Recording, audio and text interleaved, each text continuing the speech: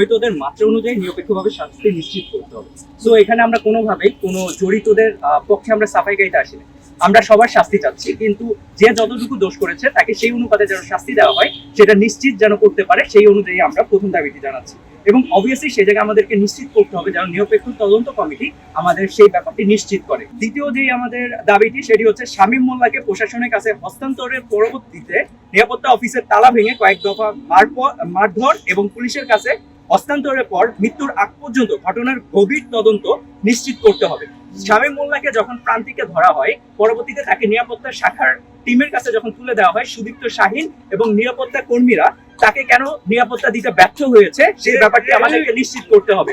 এবং তারা সেই জায়গায় সম্পূর্ণভাবে তাদের দোষ এড়িয়ে যেতে চাইছে এবং তারা সেই দায় সম্পূর্ণভাবে আমাদের নিরাপরাধ বা যারা হচ্ছে দোষ করেছে বা করেনি সেই জিনিসটুকুকে তারা নিশ্চিত না করে তারা এক প্রকার তাদের উপর জোর করে চাপিয়ে দিতে চাচ্ছে এবং তাদের কতটুকু দায় আছে সেটুকুকে আমাদের নিশ্চিত করতে হবে। 3 নাম্বার যে পয়েন্টটা সেটা হচ্ছে প্রধান নিরাপত্তা কর্মী সুদীপ্ত শাহীনের বিতর্কিত কর্মকাণ্ড এবং ঘটনাস্থলে উপস্থিত নিরাপত্তা কর্মীদের বহিষ্কার করতে হবে। তারা কেন তাদের দায় তারা কোনোভাবেই তাদের দায় এড়াতে পারে না, তাদের দায়কে অবশ্যই তাদেরকে প্রশ্নবিদ্ধ করতে হবে। বিশেষ করে সুদীপ্ত শাহীন যে নিজেই একজন খুনির আসামি, 16 জুলাইয়ের যে গণহত্যা কর্মসূচি সেখানে তাকে একজন আসামি হিসেবে তাকে পেশ করা হয়, কিন্তু তারপরও তিনি কিভাবে আমাদের প্রশাসনের একজন বাদী হয়ে তিনি মামলা করতে পারেন সেটা অবশ্যই আমাদেরকে প্রশ্নবিদ্ধ করতে হবে। এবং কেন তিনি এখন পর্যন্ত প্রশাসনের একজন গুরুত্বপূর্ণ পদে দায়িত্ব পদে এখন পর্যন্ত তিনি আছেন সেই জিনিসটুকু আমাদেরকে প্রশ্নবিদ্ধ করতে হবে।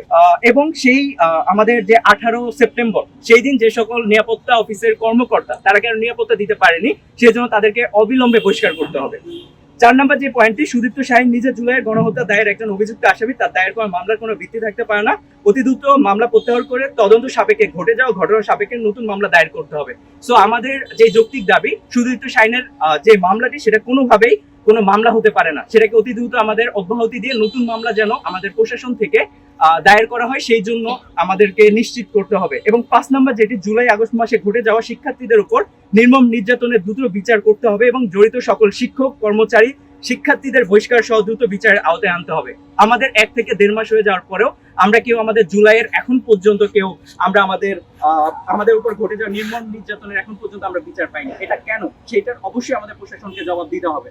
কেন শামীম মোল্লা জুলাইয়ে সম্পূর্ণভাবে সংযুক্ত থাকার পরেও কেন সে আমাদের এখন পর্যন্ত আমাদের ক্যাম্পাসে সে আসতে পারলো, বা অন্যান্য যে সকল অভিযুক্ত আসামি তারা কেন এখন পর্যন্ত নির্দ্বিধায় চলাচল করতে পারছে, তার অবশ্যই প্রশ্নবিদ্ধ করতে হবে। অনাকাঙ্ক্ষিত ঘটনা ঘটে গিয়েছে, সেটি হচ্ছে সাবেক ছাত্রলীগ ক্যাডার এবং আমাদের বিশ্ববিদ্যালয়ের 40তম অবর্তনের একজন শিক্ষার্থী শামীম মোল্লা, যাকে প্রান্তিকে উদ্দেশ্য প্রণোদিতভাবে কেউ ডেকে নিয়ে এসে তাকে আসলে একটা ষড়যন্ত্রের মাধ্যমে তাকে খুন করা হয়েছে।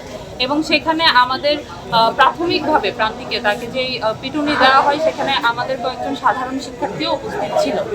তো পরবর্তীতে যখন ওনাকে প্রক্টরিয়াল বডির হাতে হস্তান্তর করা হয়, তারপর প্রক্টর অফিসে যখন নিরাপত্তার বেষ্টনীর মধ্যে ছিলেন সেই সময়ে কিছু ছেলেপেলে সেখানে গিয়ে তাকে গণপিটুনি দিয়ে এবং পরবর্তীতে তার মৃত্যু নিশ্চিত করে। তো এখন আমাদের দাবিটা হচ্ছে যে প্রান্তিকে যারা প্রাথমিক অবস্থায় তাকে গণপিটুনি দিয়ে প্রশাসনের হাতে হস্তান্তর করলো, তারপরে প্রক্টর অফিসে এই ধরনের একটা ন্যাক্কারজনক ঘটনার আমরা তীব্র প্রতিবাদ জানাই। এবং একই সাথে শামীম মোল্লা যখন মারা গেলেন তারপরে বিশ্ববিদ্যালয়ের পক্ষ থেকে বাদী হয়ে আমাদের নিরাপত্তা শাখার প্রধান সুদীপ্ত শাহীন, যিনি নিজেই কিনা গণহত্যায় একজন হত্যা মামলার আসামি, তিনি বাদী হয়ে মামলাটি করলেন এবং সেখানে তিনি তার মন গড়া একটি আসামির লিস্ট দিয়ে মামলাটি করেছেন। এবং এটা বিভিন্ন নিউজেও এসেছে যে তিনি টাইপিস্টকে এক প্রকার প্রেশারাইজ করেছেন যাতে করে তিনি এটি স্বীকার করেন যে মামলার যে নামের লিস্টটা ছিল সেটা আসলে একটা টাইপিং মিস্টেক হয়ে গেছে। এখানে অনেক শিক্ষার্থী যারা ক্যাম্পাসে এখন থাকেনও না তাদের নামও এসেছে এবং অনেক সাধারণ শিক্ষার্থীকে হত্যা মামলার আসামি করা হয়েছে। তো এই বিষয়টি বিভিন্ন গণমাধ্যমের নিউজে এসেছে। এখন আমাদের দাবি হচ্ছে যে একজন হত্যা মামলার আসামি উনি কিভাবে একটি পদে বহাল আছেন এখনো